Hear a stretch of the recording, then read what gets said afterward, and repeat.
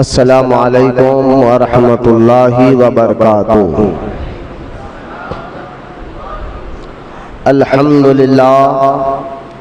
الحمدللہ رب العالمین، والصلاة والسلام علی سید الانبیاء والمرسلین وعلی آلہ واصحابہ اجمعین، اما بعد، وقال اللہ تعالی فی القرآن المجید: فأعوذ باللہ من الشیطان الرجیم، بسم اللہ الرحمن الرحیم۔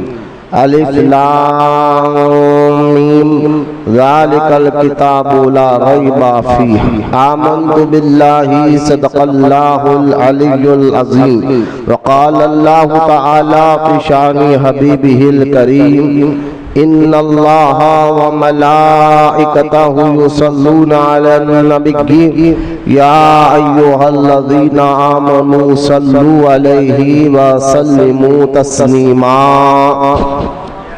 اللہم صلی علی سیدنا و مولانا محمد معدن الجود والکرم وعلی آلہ وبارک وسلم، صلاۃ و سلاما علیک یا سیدی یا حبیبی یا رسول اللہ صلی اللہ تعالی علیہ وآلہ وصحبہ وسلم۔ معزز سامعین، خانقاہ محبوب اولیاء میں آنے والے تمام مرید و متقید، ہمارا یہاں آنے کا مقصد، آپ کو بلانے کا مقصد صرف اور صرف اللہ تعالیٰ کی رضا ہے۔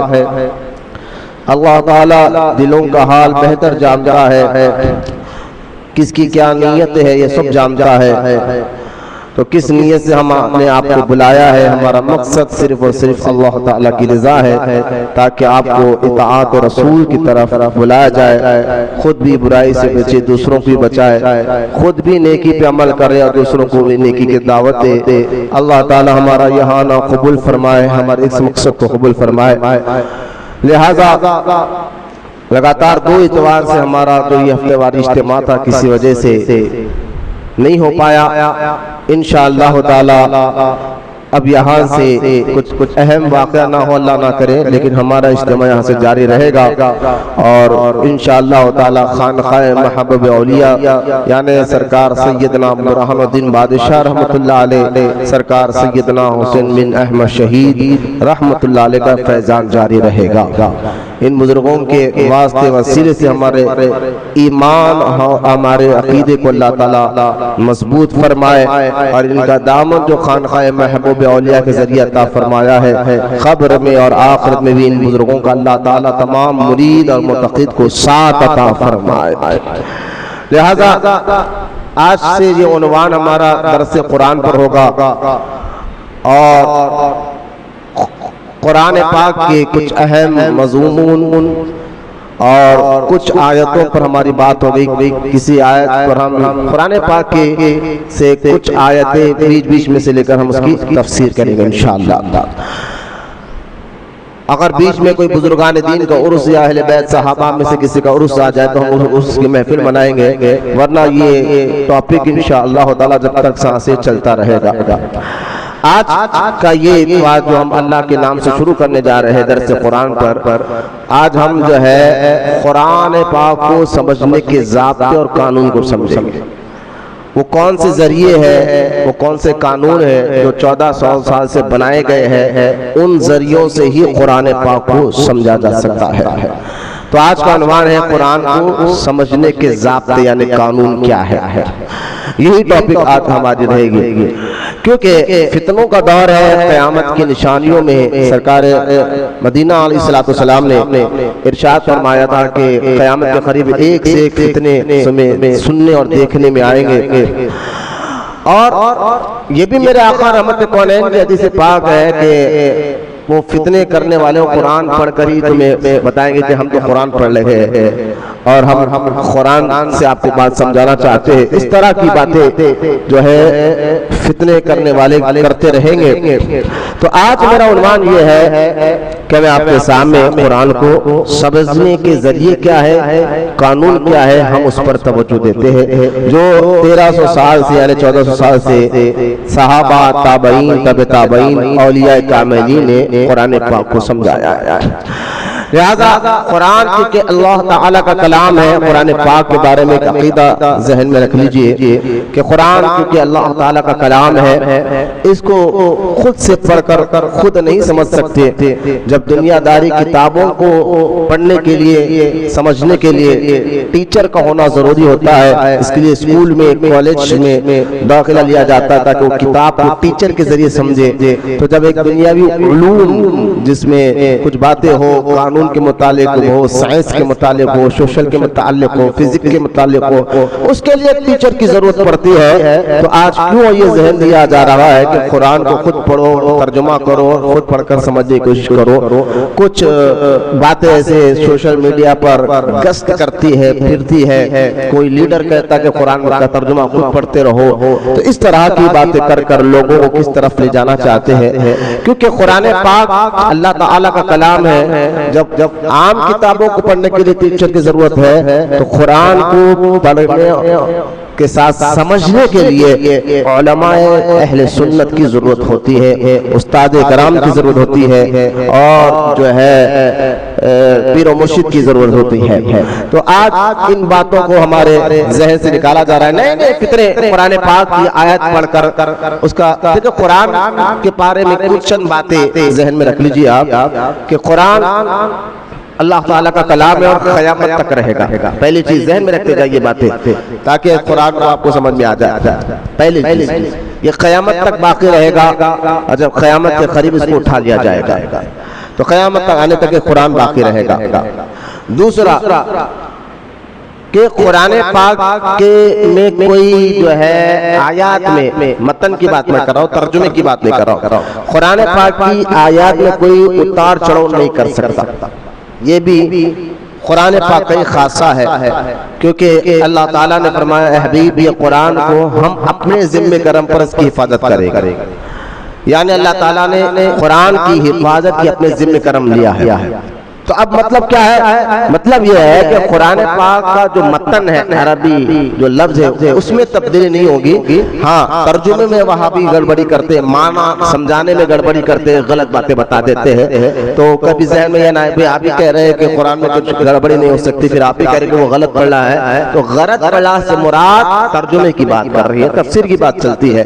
معنی غلط کرتے ہو آگے میں آپ کو سمجھاؤں گا کیسے. لیکن قرآن کا جو متن ہے وہ اس میں ایک زیر اور زبر کے بھی کوئی اتار چڑھاؤ نہیں کر سکتا. آج دیکھ لیں آپ جب حفاظ تراویح میں قرآن پاک پڑھاتے ہیں تو کہیں پر ان کے ایک زیر یا زبر چھوٹ جائے تو ایک چھوٹا سا بچہ بھی پیچھے سے آواز دے کر کہتا ہے کہ یہاں زبر ہے، یہاں زیر ہے. یعنی قرآن پاک کی اللہ پاک نے ایسی فرمایا لوگوں کے سینوں میں ذہن میں سے مضبوط کر دیا ہے، کوئی زیر اور زبر کو بھی نیچے اوپر کر نہیں پڑھ سکتا. تو یہاں یہ مراد ہے. دو باتیں. تیسری بات قرآن پاک اللہ تعالیٰ کی قدرت اور جو ہے میرے آقا صلی اللہ تعالیٰ علیہ وسلم کا وہ معجزہ ہے جو آج تک باقی ہے، قیامت تک باقی رہے گا. قرآن حضور علیہ السلام کا معجزہ ہے اور وہ معجزہ ایسا ہے جو آج ہم ہاتھ میں بھی لیتے ہیں، چھو بھی سکتے ہو. وہ اللہ کا کلام قرآن پاک ہے. اور پانچویں بات قرآن کے بارے میں اہم باتیں یہ ذہن میں رکھتے جائیے. اور پانچویں بات یہ ہے کہ قرآن پاک میں اللہ تعالیٰ نے یہ چیز سمجھنے کے لائق ہے، قرآن پاک میں اللہ تعالیٰ نے ہر چیز کا علم رکھا ہے. ذرا یہ بات سمجھے آپ، جتنے علوم دنیا میں آپ دیکھ رہے ہیں وہ قرآن سے ہی باہر نکلے ہیں. بس اس کو تھوڑا سا الگ کر کے بتایا جائے، ورنہ قرآن میں اللہ تعالیٰ نے ہر چیز کا علم رکھا ہے. کیوں؟ کیونکہ یہ کلام ہی بے مثال والے کا ہے، یعنی اللہ تعالیٰ کا کلام ہے. آپ کہیں گے ہمارے علماء نے یہاں تک فرمایا جتنے علوم آپ دیکھ رہے ہیں وہ قرآن سے ہی نکلے ہیں. مثال کے طور پر ڈاکٹری، طب، یہ بھی ذکر قرآن پاک میں موجود ہے. طب کے بارے میں، دوائیوں کے بارے میں، اور سمجھانا فزکس یعنی زمین اور آسمان، چاند، سورج، ستارے، سائنس یا فزکس، یہ بھی قرآن پاک میں موجود ہے۔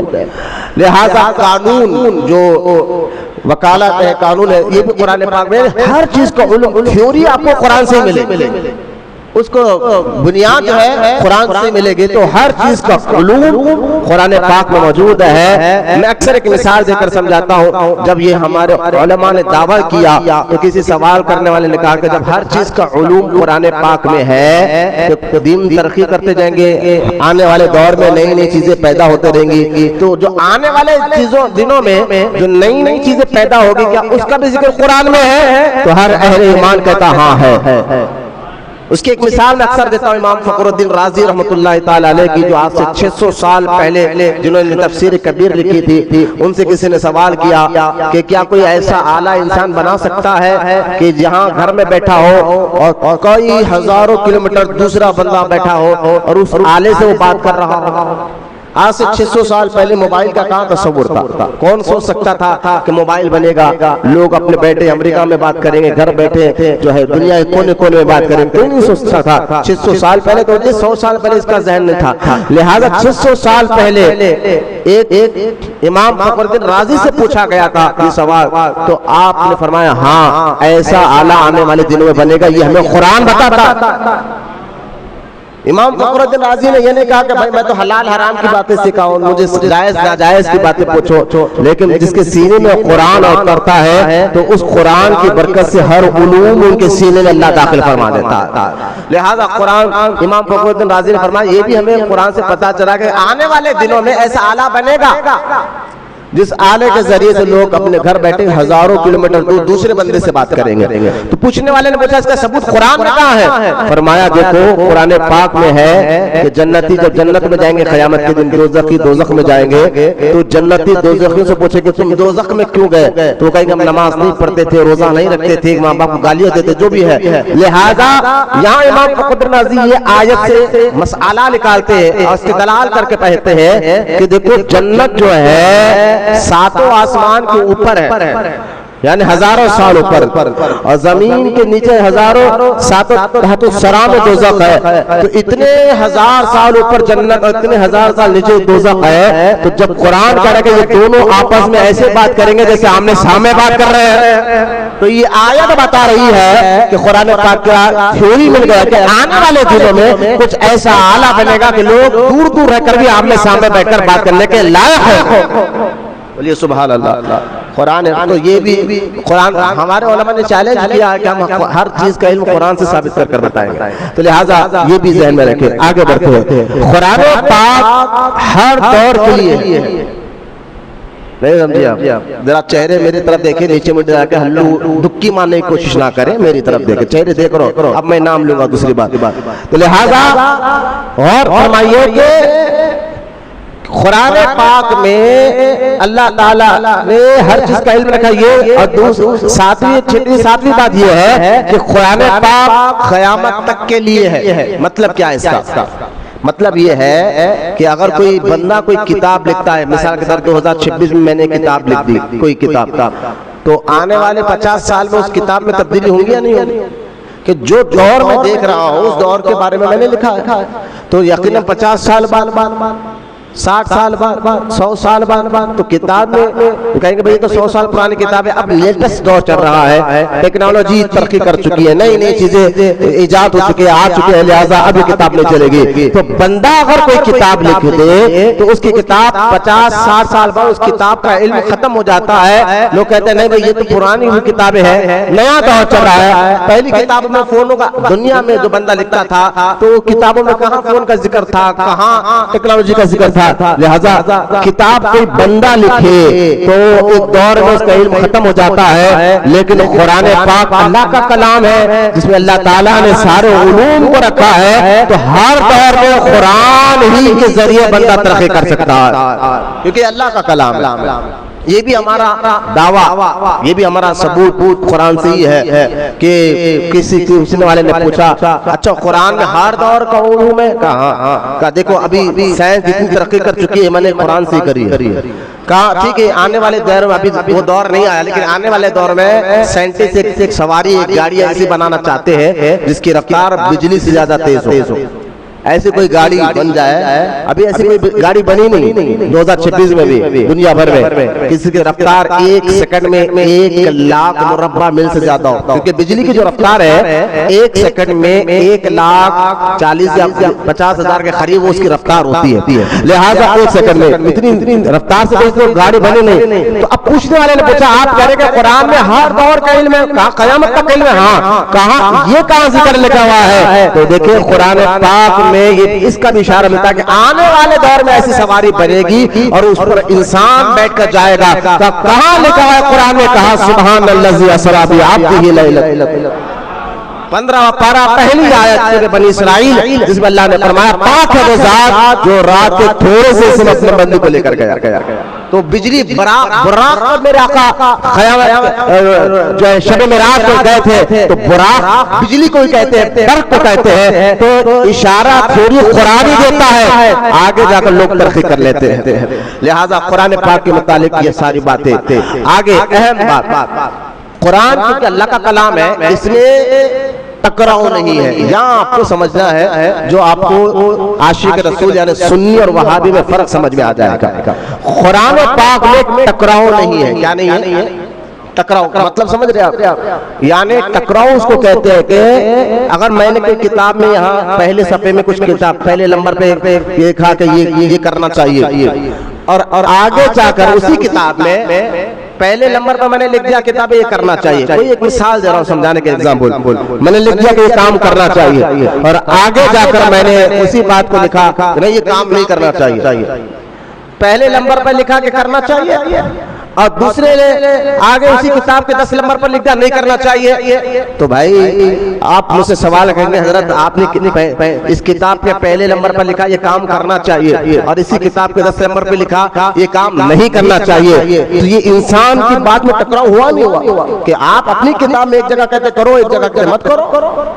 لہذا یہ ٹکراؤ. لہذا انسان اگر کوئی کتاب لکھے اس کی کتاب میں ٹکراؤ ہو سکتا ہے، آگے پیچھے بات ہو سکتی ہے، غلطی ہو سکتی ہے. اللہ ہر عیب سے پاک ہے. تو قرآن میں اب سمجھ میں آگا اگر میں بہت نیچے آ کر آپ کو سمجھا رہا ہوں، قرآن کی آیتوں میں ایک دوسرے کے ٹکراؤ نہیں ہے کیونکہ یہ اللہ کا کلام. آگے میں اس کی اور ڈیٹیل بتاؤں گا کہ قرآن میں ٹکراؤ نہیں ہے. ایک آیت دوسرے آیت سے نہیں ٹکرا. ایک آیت کا معنی اگر قرآن میں ہے تو آگے اس کی تفسیر بھی ہے.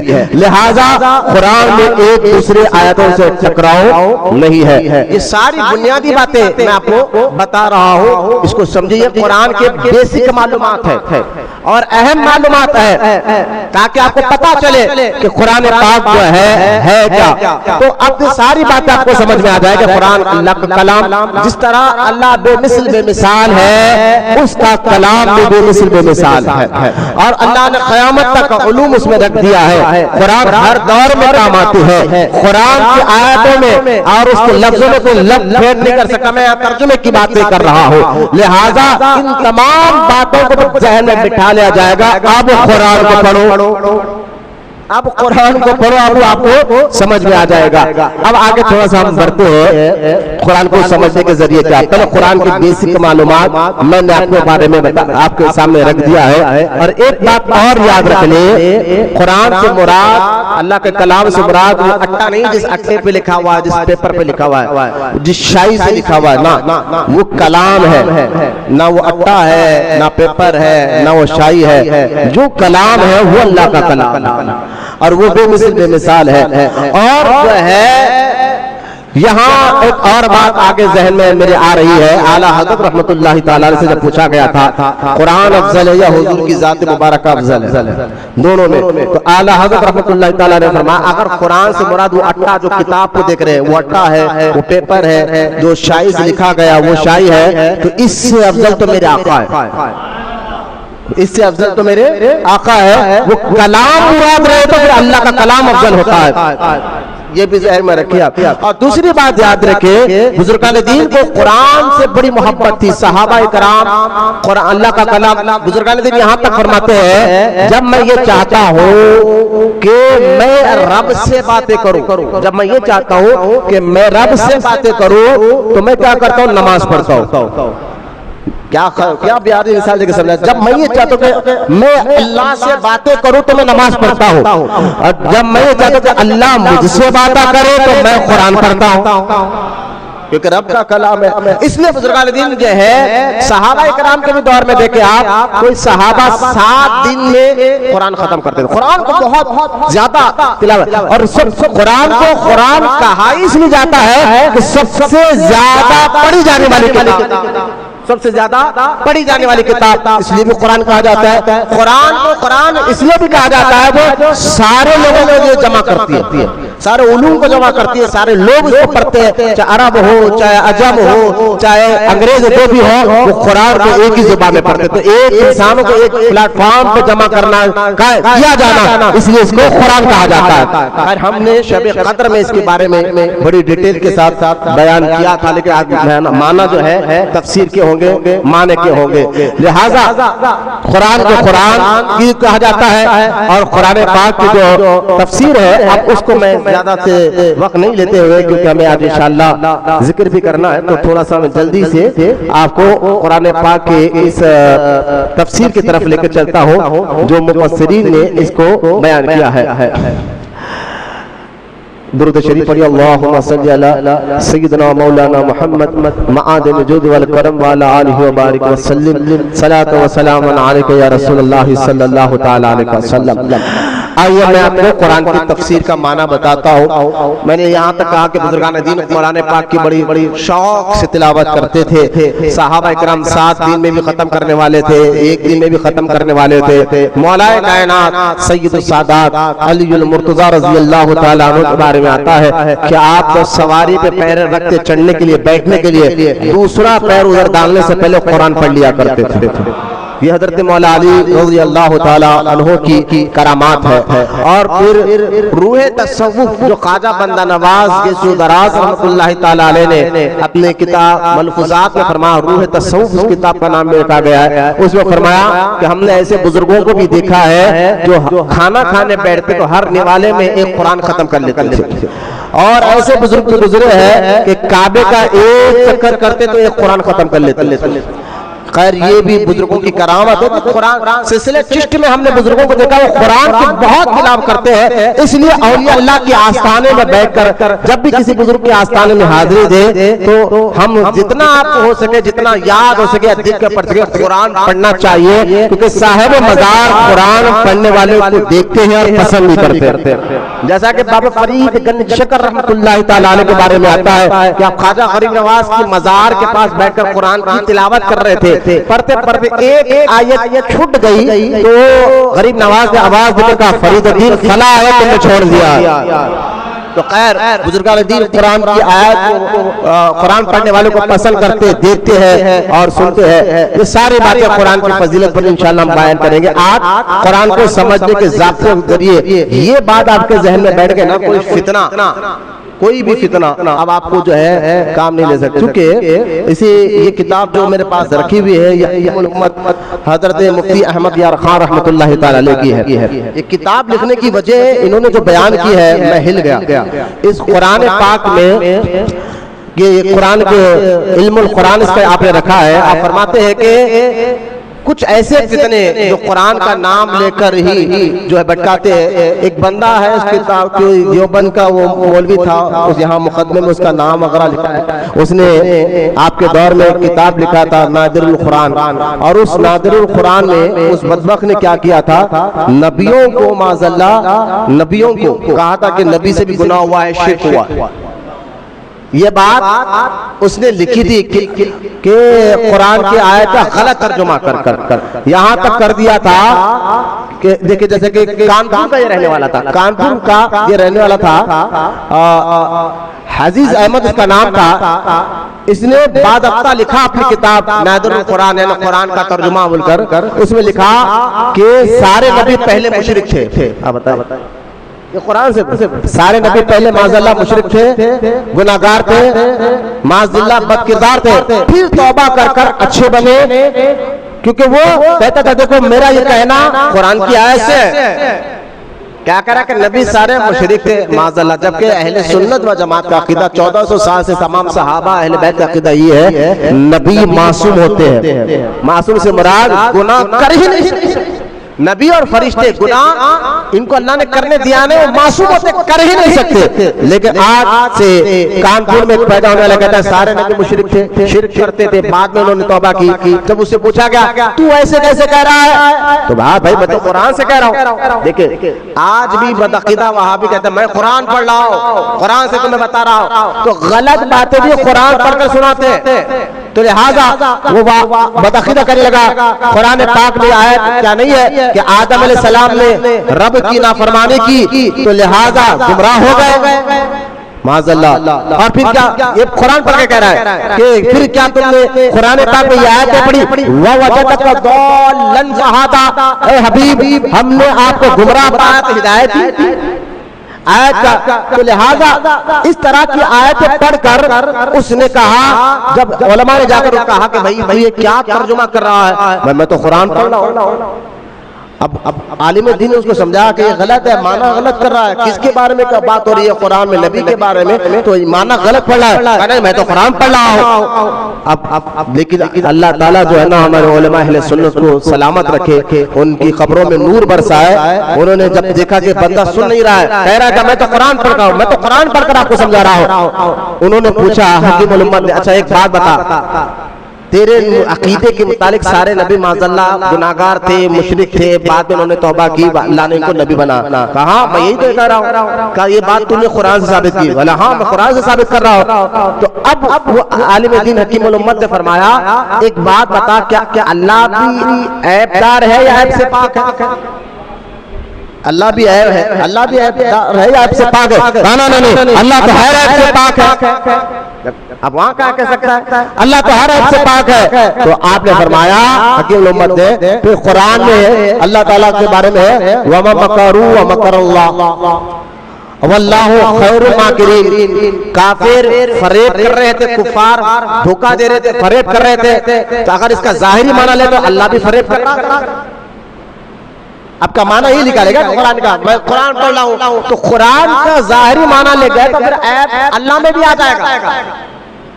یہاں کافر کے بارے میں ہے وما مکر اللہ وما مکروا ومکر اللہ، کافر اور مشرکین دھوکہ فریب کر رہے تھے، واللہ خیر الماکرین، اللہ تعالیٰ، اس کا صحیح ترجمہ کیا ہے؟ کافر جب فریب کر رہے تھے تو واللہ خیر الماکرین، اللہ تعالیٰ ان کی خفیہ تبدیل کر رہا تھا، یہ معنی ہے۔ تو اگر قرآن کا ظاہری معنی لکھ جائے تو پھر عیب اللہ میں بھی نکلے گا۔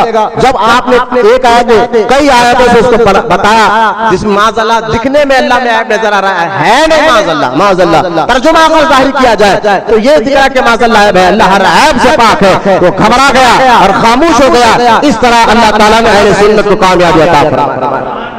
تو خیر تو قرآن کو سمجھنے کے ضابطے میں آپ کو پہلے بتاتا ہوں تفسیر کہتے کس کو ہے۔ یہ ذہن میں کون آ رہا جا رہا اٹھ رہا بیٹھ رہا اس طرف نہ دیکھیے، میری طرف دیکھیے، اور یہ ضروری چیزیں ہیں۔ آج ہم توجہ سے ان بیانوں کو سن نہیں پاتے ہیں، ہماری توجہ فونوں کے اندر ہو گئی ہے، کھیلنے میں ہو گئی ہے، کودنے میں ہو گئی ہے، فیس بک پر ہو گئی، انسٹاگرام پر ہو گئی ہے، واٹس ایپ پر ہو گئی، وہاں پوری توجہ دیں گے، نہ نیند آئے گی، نہ جھپکا آئے گا، نہ جمائی آئے گی، نہ بے چینی ہوں گے۔ بس یہاں مسجد میں بیٹھے خود ہی ہمارے کو فون یاد آتا، سارے چیزیں یاد آتی، اور اس کا فائدہ وہابیہ اٹھا رہے، ہم کو معلومات کچھ رہتے نہیں، اور درگاہ جانا شرک ہے، ہم کیا بولے گا؟ جواب کیا دے گا؟ اس کو پتہ ہی نہیں بنیادی باتیں۔ گھر میں جا کے آپ اپنی امی ابا سے پوچھیں یہ شیعہ کیا ہے سنی کیا ہے تو وہ جواب نہیں دے پائیں گے، بنیادی بات عقیدے کی باتیں نہیں معلوم ماں باپ کو۔ وہابی کس کو کہتے ہیں نہیں معلوم، تبلیغی کس کو کہتے ہیں نہیں معلوم، ان کے عقیدے کیا ہے، کیوں ان کو کافر کہا جاتا نہیں معلوم۔ یہ باتیں جبکہ ایمان کی جان ہے معلوم کرنا اور اپنی اولاد کو سمجھانا، لیکن آج ماں باپ بھی اسے وہی ماں باپ سے جا کر جو فزکس میں کیا ہے، اگر پڑھے لکھے ماں باپ سوشل میں کیا ہے، میتھس کیسے سمجھنا ہے، سائنس کیسے سمجھنا ہے، سوشل کیسے سمجھنا ہے، اور فلاں بالی ووڈ کا اسٹار کون ہے، اس کا اماں کون ہے، باپ کون ہے، بہن کون ہے، بیوی کون ہے، بچے کون ہے، کہاں رہتا، کس کو خریدا، یہ بالی اسٹار ہال اسٹار کے لوگوں میں تو سارے ڈیٹیل ہمارے پاس رہتی ہے ماں باپ کے پاس. آج کے لیٹسٹ ماں باپ ہے نا، لیٹسٹ دور چل رہا ہے، لیکن قرآن کے بارے میں، احادیث کے بارے میں، بد مذہبوں کے بارے میں، بد عقیدہ کے بارے میں کچھ بنیادی باتیں بھی معلومات نہیں ہے. اس لیے آپ دیکھیں پڑھے لکھے طبقے کو آج فتنے ایسے گر رہے ہیں، لوگ ان کو گمراہ کر رہے ہیں قرآن کے نام پر. سرکار کے حدیث سرکار نے فرمایا قیامت کے قریب ایسے لوگ ہوں گے قرآن پڑھیں گے لیکن قرآن ان کی حلق کے نیچے نہیں اترے گا. ایسے لوگ آئیں گے سرکار نے فرمایا قرآن پڑھیں گے تو ان کے قرآن کو پڑھنے کو دیکھ کر تم پریشان نہیں ہونا، یعنی اتنا قرآن پڑھیں گے. ہم تو قرآن جیسے کہ ذاکر نال ہے تو کہتا ہے فلاں آیت نمبر، فلاں آیت نمبر، فلاں آیت نمبر، لوگ پریشان ہو جاتے ہیں یار اتنا قرآن پڑھ کر بتا رہا ہے. پیغمبر کہہ رہا ہے فلاں قرآن کیا ہے، فلاں قرآن کیا ہے، تو سب پریشان ہو رہا ہے. تو ہمیں بنیادی عقیدے پتہ نہیں چل رہے ہیں، جس کی وجہ سے جو ہے لوگ قرآن کا نام لے کر بھی ہمارے ایمان اور عقیدے کو خراب کر رہے ہیں. حال ہی میں 8-10 دن پہلے دلی میں عبدالرشید نامی ایک بدبخت کا فتنہ ہوا. دلی میں جمعے کی نماز مسجد میں بیٹھ کر وہ کہہ رہا ہے سر پہ جو ہے داڑھی ہے، کالا امامہ ہے، اور اس کے چاہنے والے اکیلا نہیں ہے. لیکن میں اکثر ایک بات کہتا ہوں، ظالم جھوٹے کذاب کے ساتھ ضروری نہیں کہ وہ اکیلا، ایسے لوگوں کے ساتھ کبھی ہزاروں لوگ جڑ جاتے ہیں. تعداد کبھی نہیں دیکھنا، کبھی سچوں کے ساتھ 1-2 کھڑے ہوتے ہیں تو کبھی جھوٹوں کے ساتھ ہزاروں کھڑے ہوتے ہیں. سچوں کا رہے لوگ سچے تو 1-2 کبھی کھڑے بھائی، اس پہ کبھی مسئلہ نہ ہے. لہذا اب وہ مسجد بھری ہوئی اس کے چیلوں سے، اور اس نے دعویٰ کر دیا، یہ 8 دن پہلے کی بات بتا رہا ہوں میں آپ کو. اور یہ عبدالرشید کے بارے میں نے جانکاری کی کون تھا، تو یہ پہلے تبلیغی جماعت کا تھا مبلغ.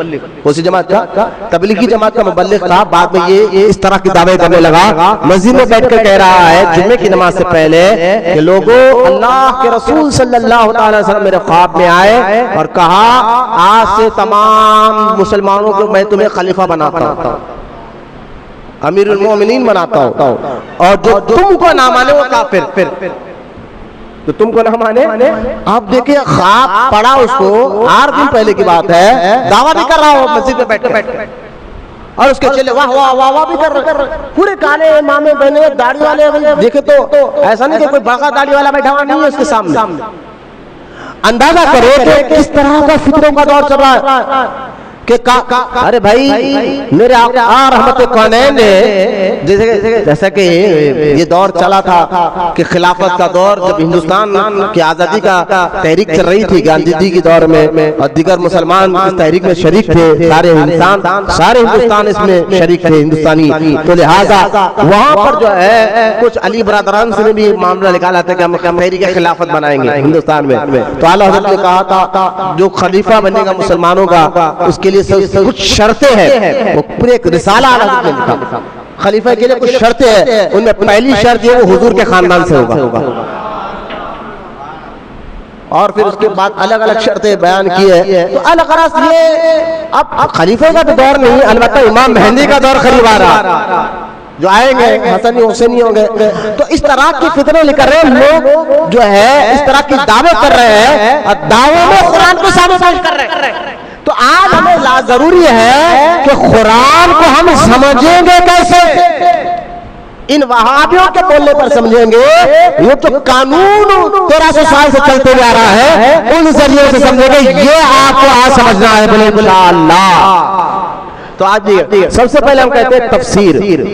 لہذا تفسیر کس کو کہتے ہیں؟ تفسیر کا معنی کیا ہے؟ تو تفسیر نہیں ہے کہ جس کا معنی، تفسیر کا معنی ہے کوئی بات کو کھول کر سمجھانا. کیا کرنا؟ تفسیر کہتے ہیں بات کو، یعنی بات کرنے والے کے مقصد کو سمجھانا.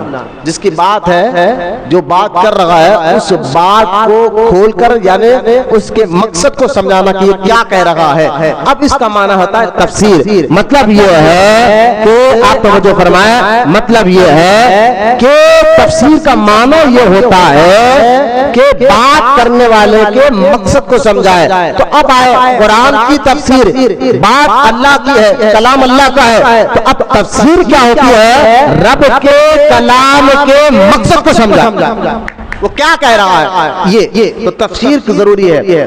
اب تفسیر کے بارے میں جاننے سے پہلے ایک اور یاد رہے گا، قرآن کو سمجھنے کے 4 ذریعے ہیں. کتنے ذریعے ہیں؟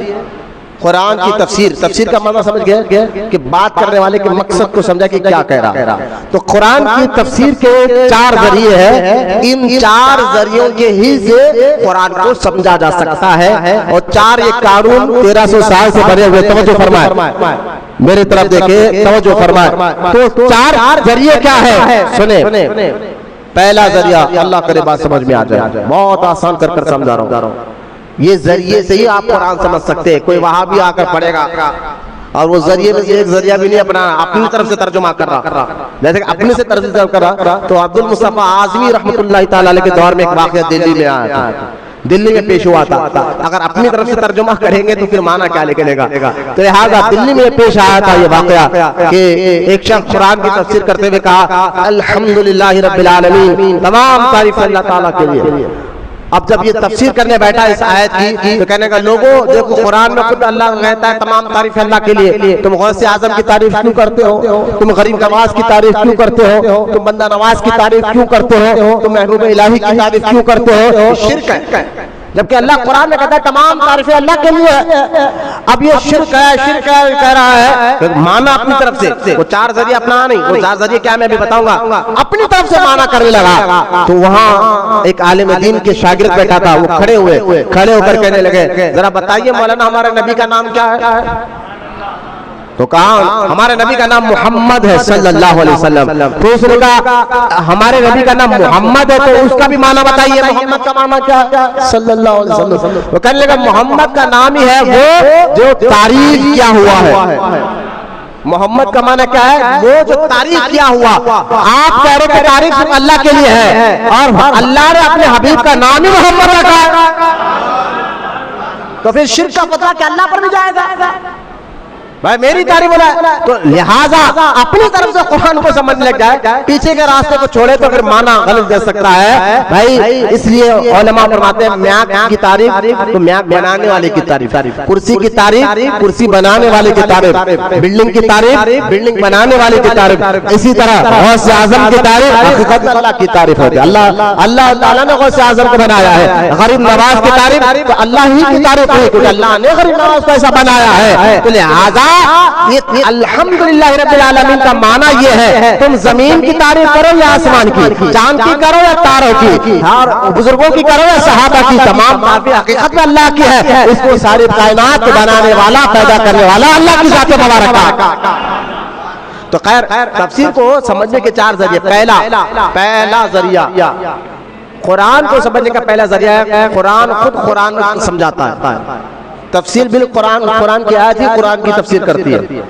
کیونکہ میں ابھی آگے بتاؤں گا. ایک قرآن کو سمجھنے کا ذریعہ پہلا طریقہ قرآن ہی کی تفسیر کرتا ہے. ایک آیت یہاں بولا تو دوسری آیت میں اس کی تفسیر کر دیتا ہے. میں آگے سمجھاؤں گا. دوسرا ذریعہ قرآن کی تفسیر حدیث ذریعہ. قرآن پہلا ذریعہ کیا ہے؟ قرآن کی آیت، دوسری آیت میں اسی کی تفسیر آ جاتی ہے. میں آگے سمجھاؤں گا. دوسرا ذریعہ کیا ہے؟ حدیث کے ذریعے قرآن کو سمجھنا. تیسرا صحابہ اکرام نے اپنے دور میں اس آیت کا معنی کیا سمجھا، صحابہ کے ذریعے جو ہے سمجھنا. چوتھا اور سب سے اہم ہے چوتھا اجماع جو آیتوں جو قرآن، کیونکہ قرآن 1400 سال پہلے نازل ہوا ہے. ایسا نہ ہو کہ آج تک اس کا کوئی سمجھنے والا نہ ہو. اگر کوئی کہے کہ قرآن 1400 سال گزرا کہ آج تک نہیں سمجھا تو یہ 1400 سال پہلے جو صحابہ اہل بیت تابعین گزرے ان کو بھی مسلمان ماشاء اللہ نہیں مانو گے. وہابیوں کی بات میں کر رہا ہوں. تو لہذا ایسا تو ہو نہیں سکتا کہ قرآن کو آج تک کوئی نہ سمجھا ہو. الحمدللہ قرآن کو مصطفیٰ کریم نے سمجھا، مصطفیٰ کریم نے صحابہ کو سمجھایا، صحابہ نے آنے والے مسلمانوں کو سمجھایا ہے. تو لہذا اجماع امت جس کو کہتے ہیں، اگر کوئی آیت ہے اور کوئی مولوی اس آیت کا تفسیر کر رہا ہے، معنی کر رہا ہے، تو اس کو کہنا بھائی جو معنی جو تفسیر تم کر رہے ہو پہلے یہ بتاؤ اس آیت کا معنی پچھلے لوگوں نے بھی یہی لیا ہے نا؟ پچھلے لوگ جو صحابہ کرام، ارے بھائی غیر اللہ قرآن پاک کی آیت ہے، تو کیا اس آیت کا معنی جو آج وہابی لے رہا ہے کہ اللہ کو چھوڑ کر غیر کی بات مت کرو، اللہ کو چھوڑ کر غیر سے مدد مانگو، اس کو کہو کہ اللہ کو چھوڑ کر غیر سے مدد نہ مانگو، جو قرآن کی آیت تم پڑھ رہے ہو یہ آیت کا معنی تم جو بتا رہے ہو پہلے یہ بتاؤ کیا صحابہ نے بھی آیت کا یہی معنی لیا جو تم بتا رہے ہو؟ کیا اجماع امت یعنی 1300 سال سے مسلمان نے اس آیت کا یہی معنی لیا جو تم بتا رہے ہو؟ کیونکہ قرآن کہتا ہے صراط الذین انعمت علیہم، ان کے راستے پر چلو جن پر اللہ نے انعام رکھا ہے۔ تم اجماع سے کٹ کر اپنی طرف سے معنی کیوں بتا رہے ہو؟ لہذا 4 ذریعے ہیں، قرآن کا معنی بتائے گا، دوسرا حدیث کے ذریعے قرآن کا معنی پتا چلے گا، تیسرا صحابہ کیا اس آیت کا معنی کیا لیتے تھے، صحابہ اس آیت کا معنی کیا لیتے تھے وہ چلے گا صحابہ کے ذریعے، چوتھا اجماع امت، اولیاء اللہ نے اس آیت کا معنی کیا لیا، تابعین نے اس آیت کا معنی کیا لیا، 1400 سال سے مسلمانوں نے اس آیت کا معنی کیا لیا۔ یہ 4 ذریعے ہیں قرآن کو سمجھنے کے۔ تھوڑا آگے بڑھتے ہیں، دیکھیں قرآن پاک میں اگر دیکھا جائے 2 قسم کی آیتیں، اگر میں اس کو تھوڑا ڈیٹیل کروں تو قرآن میں 3 قسم کی آیتیں ہیں۔ آیتیں بہت آسان کر کر اردو میں آپ کے چہرے کو سمجھ میں آئے جیسے میں باتیں کر رہا ہوں، اور اب صرف 5 منٹ رہ گئے ہم ذکر کریں گے انشاءاللہ۔ پہلا دیکھیں آپ یاد رکھیں قرآن میں آیت محکم ہے اور آیت متشابہات ہے۔ آیت محکم میں کچھ آیتیں ایسی ہے جس کا معنی فوراً سمجھ میں آ جاتا ہے اور جس کا معنی کے لیے تفسیر کرنا پڑتا ہے۔ پہلے میں آپ کو بتاؤں تو آیت متشابہات کیا ہے، محکم کیا ہے۔ متشابہات وہ آیت ہے جس کا معنی صرف اللہ جانتا ہے، اللہ کے بتانے سے رسول جانتا ہے۔ قرآن میں جو آیت ہے جس کو آیت متشابہات کہا جاتا ہے اس کا معنی صرف اللہ جانتا ہے اور اللہ کے بتانے سے اس کے نبی اور اس کے رسول جانتے ہیں۔ آپ کہیں گے کون سی آیت ہے؟ جیسے کہ الف لام میم، یہ آیت قرآن کی آیت ہے جس کا معنی آج تک کسی مولوی نے نہیں کیا۔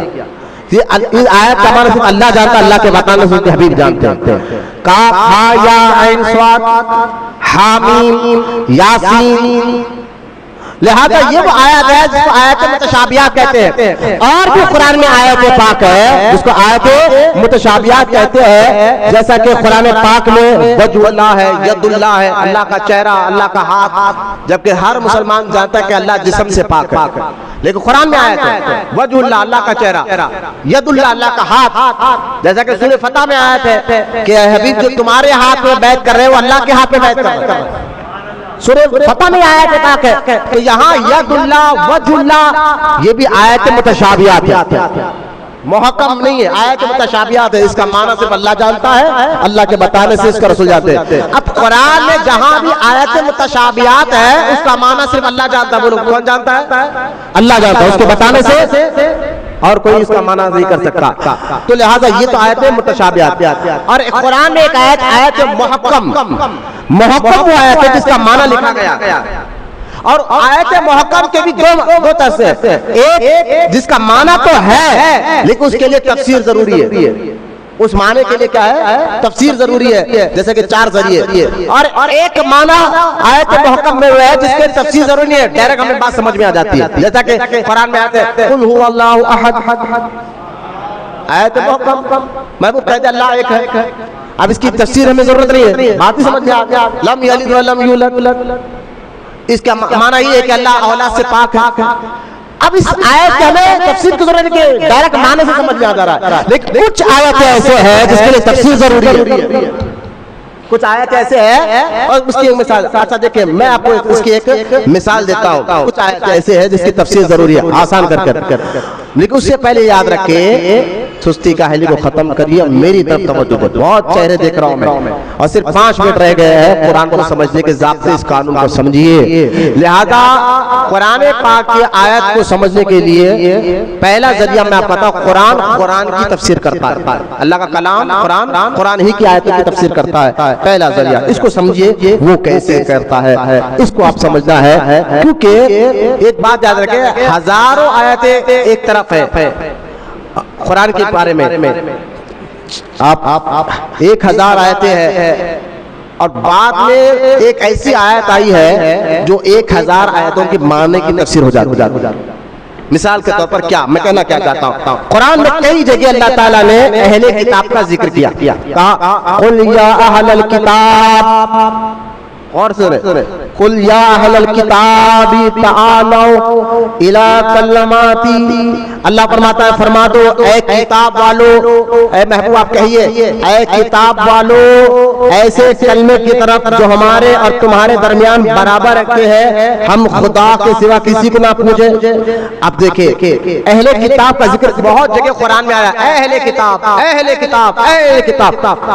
اب اہل کتاب جیسا کہ ایک اور جگہ آیا ہے والذین اوتوا الکتاب من قبلکم، اور وہ لوگ جو تم سے پہلے آئے تھے. اب یہاں اہل کتاب سے مراد کون ہے؟ یہودی بھی کو کتاب ہے، نصرانیوں کے پاس بھی کتاب ہے، مومنین کے پاس بھی کتاب ہے، مسلمانوں کے پاس بھی کتاب ہے.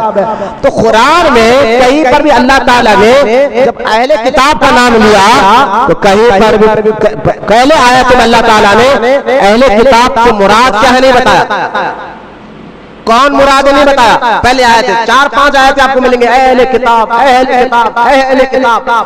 ہم نے کہا یا اللہ یا اہل کتاب سے یہودی مراد ہے، نصرانی مراد ہے یا مومن مراد ہے؟ تو قرآن اس کی تفسیر کرتا ہے.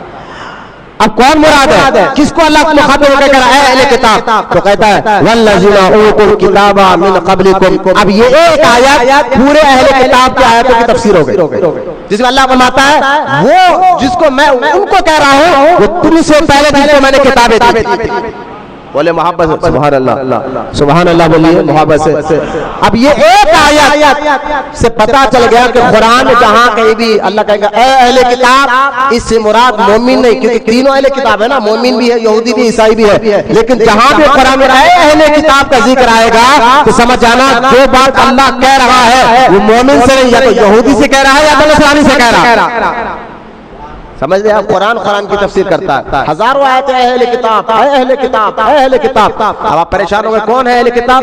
تو یہاں مراد یہودی اور نصرانی ہے. جیسا اور آگے بڑھتے ہیں اور آسان کر کے میں آپ کو سمجھانے کی کوشش کرتا ہوں، اللہ ہم کو سمجھنے کی توفیق عطا فرمائے کہ اب قرآن پاک میں ایک جگہ ہے وَهَذَا صِرَاطِ مُسْتَقِيمًا فَاتَّبِعُوهُ وَلَا تَتَّبِعُوا السُّبُلَ. اور یہ میرا سیدھا راستہ ہے. اللہ کہہ رہا ہے اے ایمان والو یہ میرا سیدھا راستہ ہے، اس کی پیروی کرو، دوسروں کے راستوں کے پیروی نہ کرو. اب قرآن میں کئی جگہ اللہ تعالیٰ نے صراط المستقیم کہا کہ یہ میرا راستہ ہے، یہ سیدھا راستہ ہے، اس راستے پر چلو، اس راستے پر چلو. ایک نہیں کئی آیتیں ملیں گی آپ کو قرآن میں صراط المستقیم، صراط المستقیم پر چلو. اب سوال یہ اٹھتا ہے قرآن میں کئی جگہ صراط المستقیم کہا ہے لیکن سیدھا راستہ ہے کیا؟ کون سا راستہ چلے؟ اس کی ڈیٹیل تو قرآن میں ہمیں 4-5 آیتوں میں نہیں ملی. تو آگے اللہ تعالیٰ اس کی تفسیر کر رہا ہے. پہلے آیتوں میں تفسیر نہیں کی، پہلے کہا صراط المستقیم پر چلو، صراط المستقیم پر چلو. یا اللہ سیدھا راستہ ہے کیا؟ تو اللہ فرماتا ہے اہدنا الصراط المستقیم صراط الذین انعمت علیہم. اب جہاں کوئی بھی قرآن میں اللہ کا یہ فرمان ملے گا صراط المستقیم پر چلو تو اس آیت کا یہ تفسیر ہوگی صراط الذین انعمت علیہم، ان کے راستے پر چلو جن پر اللہ نے انعام رکھا ہے. اگر کوئی وہابی آ کر کہا دیکھو میں تو صراط المستقیم پہ چلا رہا ہوں، کوئی وہابی آ کر کہا اس کو کہنا بھائی کہاں لکھا ہے قرآن میں یہ آیت ہے، یہ آیت ہے، یہ آیت ہے جس میں اللہ کہتا ہے صراط المستقیم پر چلو، صراط المستقیم پر چلو. میں نے کہا قرآن پھر اس کا تفسیر بھی کرتا ہے، وہ راستہ کس کا ہے یہ بتا. پہلے تو جو کہہ رہا ہے کہ صراط المستقیم سیدھا راستہ اللہ کی طرف جانے والا راستہ، تو اسی رب نے اپنے قرآن میں صراط المستقیم کا معنی بھی کھول کر بتایا اور فرمایا صراط الذین انعمت علیہم، ان کے راستے پر چلو جن پر اللہ نے انعام رکھا ہے. ارے یہاں تک کھول کے بتا کہ کس پر اللہ نے انعام رکھا ہے؟ من النبیین والصدیقین والشہداء والصالحین. کوئی وہاں بھی آ کر جانا اچھا صراط المستقیم کے راستے پر چلو تو قرآن میں اللہ کہتا ہے ان کے راستے پر چلو جن پر اللہ نے انعام رکھا ہے. وہ کون لوگ ہیں یہ نہیں بتا؟ یہ بھی بتایا قرآن. کس پر انعام رکھا ہے؟ قرآن نے یہی بتایا ہے کوئی نبی ہے، شہید ہے، صدیق ہے، صالحین ہے۔ لہذا قرآن کو سمجھ، قرآن کی تفسیر کرتا ہے، قرآن کی تفسیر کرتا ہے۔ اب اسی طرح قرآن میں ایک کئی جگہ اللہ نے فرمایا اور خدا کے سوا کسی کو نہ پکارو،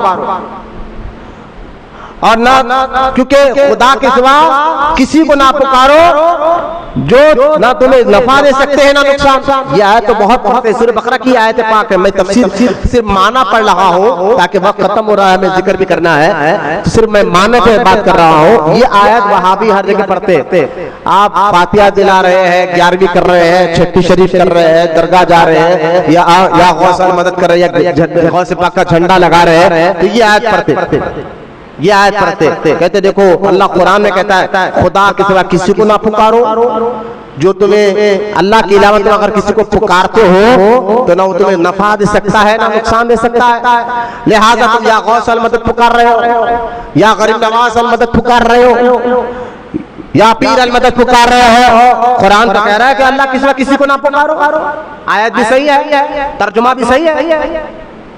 دیکھ رہے ہیں اس کو کہتے ہیں شہد میں زہر دینا۔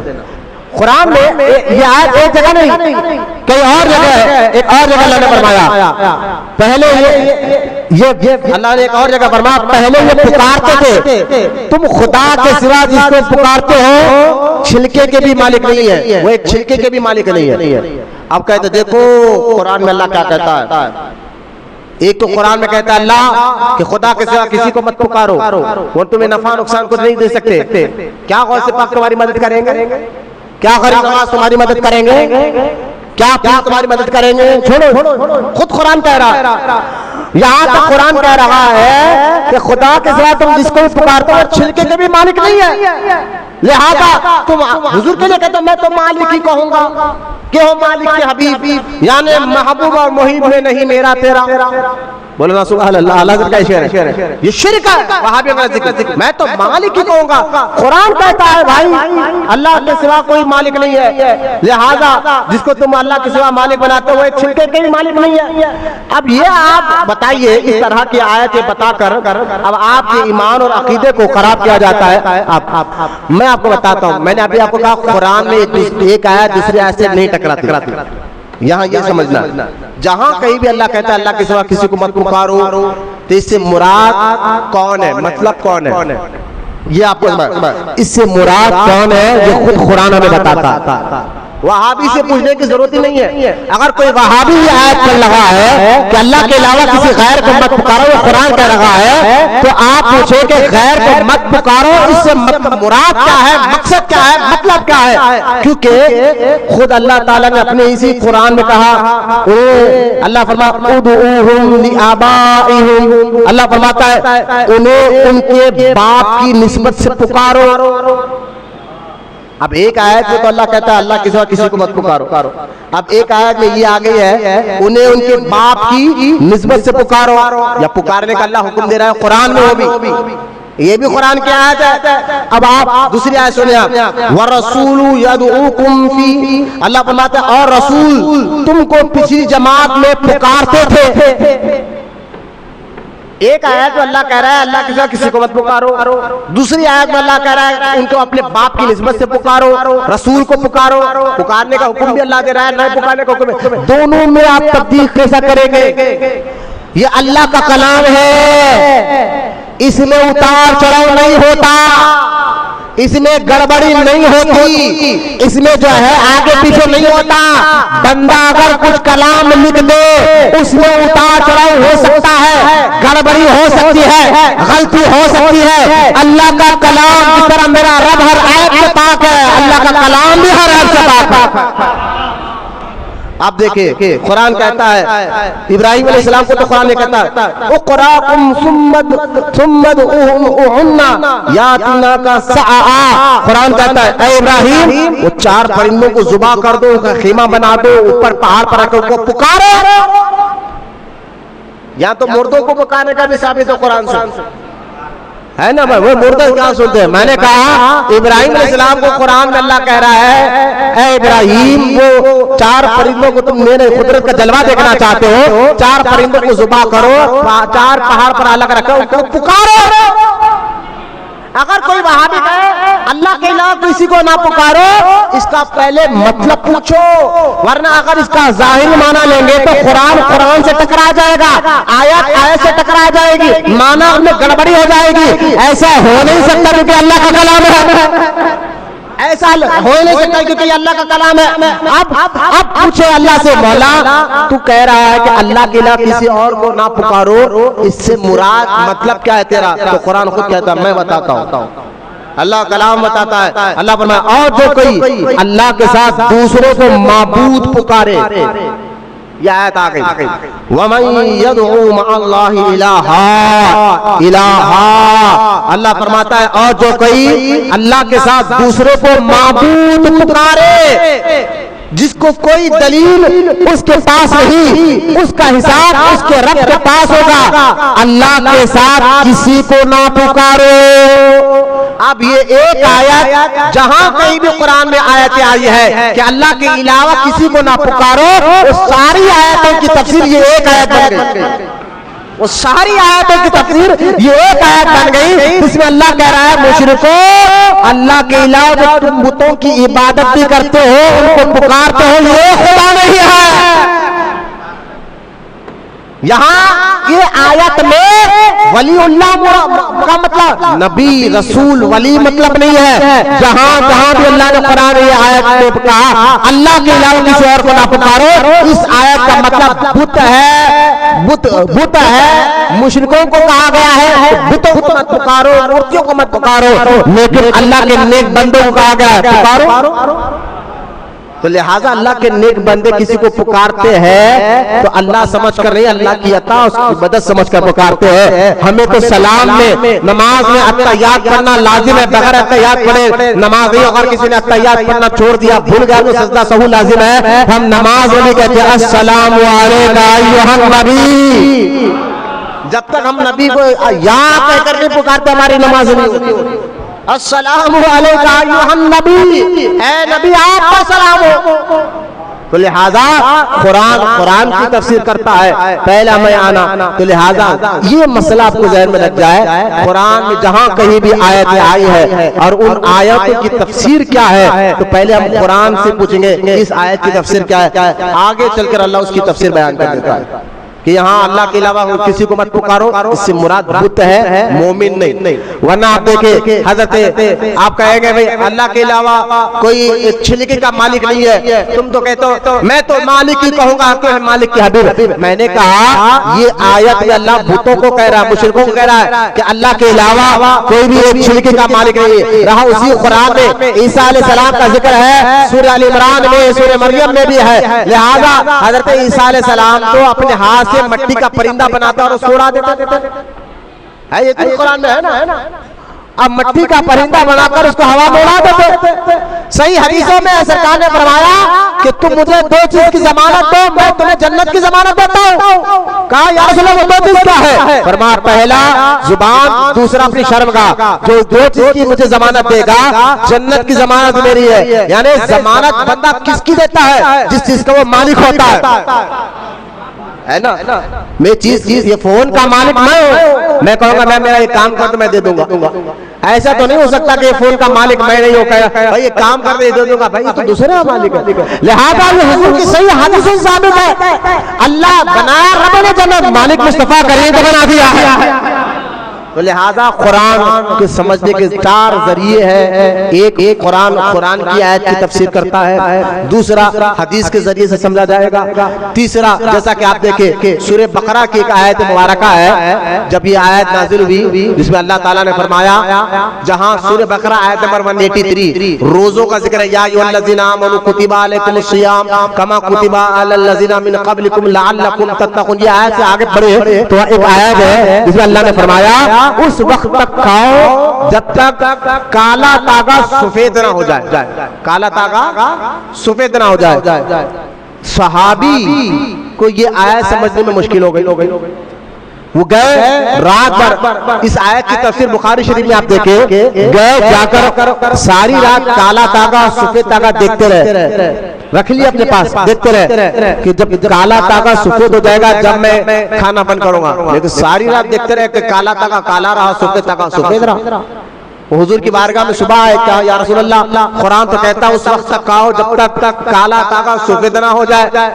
سرکار مسکرائے، حدیث میں آتا ہے سرکار اتنا مسکرائے کہ آپ کے داڑھ مبارک ظاہر ہو گئے، اور فرمایا پہلے یہ بتاؤ اس آیت کا معنی تم نے کیا سمجھا؟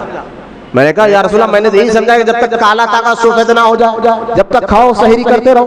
کہا نا اس کا مطلب یہ نہیں ہے، یہاں کالا تاغا سے مراد رات ہے، سفید سے مراد دن ہے، لہذا جب ہلکی ہلکی سفیدی آنا شروع ہو جائے سحری بند کر دو، یہ اس کا معنی ہے۔ تو لہذا قرآن کی تفسیر کرتا ہے آیتوں سے، اور کبھی حدیث کے ذریعے قرآن کے آیت کے معنی سمجھ میں آتے ہیں، حدیث کے ذریعے قرآن کی آیت کے معنی سمجھ میں آتے ہیں۔ اس لیے تفسیر نعیمی میں ہے حضرت عمر ابن خطاب فاروق اعظم رضی اللہ تعالیٰ عنہ جیسی شخصیت، خلیفہ دوم جن کو شیطان دے کر راستہ بدل لیتا ہے، حضرت عمر کہتے ہیں میں نے سورہ بقرہ سمجھنے کے لیے 12 سال لگائے ہیں، پورا قرآن نہیں، سورہ بقرہ سمجھنے کے لیے حضور سے میں نے پڑھ کر سمجھا ہے اور سمجھنے کے مجھے 12 سال لگے۔ لہٰذا یہ آج کا دو ٹانگ کا جانور قرآن کی کوئی بھی آیت لا کر کہے اس کا معنی یہ معنی یہ 1400 سال سے اس کا معنی ہو چکا، تفسیر ہو چکی، انہوں نے یہاں لا کر لگا کیا قرآن آج اترا؟ 1400 سال پہلے صحابہ نے اس کا معنی کر دیا، تابعین نے اس کا معنی کر دیا، تفسیر بیان کر دی، اس کا مطلب بیان کر دیا۔ آپ آخر نئے مطلب نہیں نکال سکتے، اس کو کہتے تحریف کرنا۔ قرآن کی آیت چاہتا ہے ایک تحریف، ایک تعویل کرنا، تعویل کرنا جائز ہے، تحریف کرنا جائز نہیں۔